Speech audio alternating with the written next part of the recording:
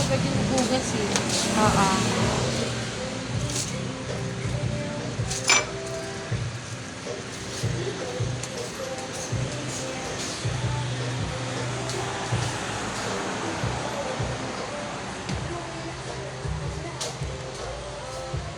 Pag may umorder kasi siya, di ba, pag sinabing pares, hindi mo siya isusulat ng buong pares.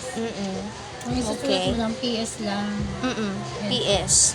Pag Okay. hindi mo pa siya alam yung short name niya, pag chicken kasi, FC lang. Okay. Yun lang isusulat mo. Pag chicken, FC. FC. Oo. Pag pork chop, PC lang. PC Tingin pork ka lang chop. dito. Oo. Okay. Kasi ito lang talaga short name niya. Yan lang isusulat mo. Kahit huwag mo na muna siyang kwentahin. Kasi pag pinasok mo naman siya dito. Oo. Pag nagbayad siya, ilalagay mo siya dito. Kasama tong puting papel. Pag Okay. umorder siya. Kasama yung pera. Tapos ito, doon mo siya ilalagay sa cook para yung order mo, maluluto siya. Okay.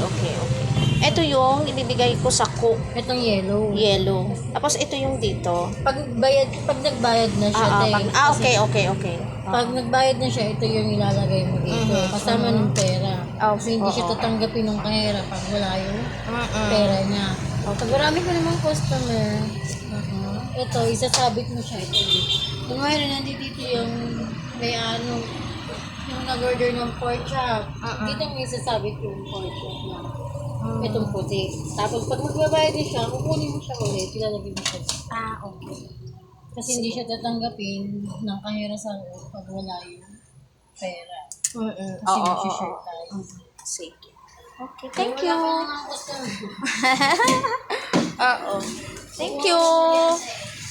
Thank you. Yes, good morning guys. This is my first day on my new job.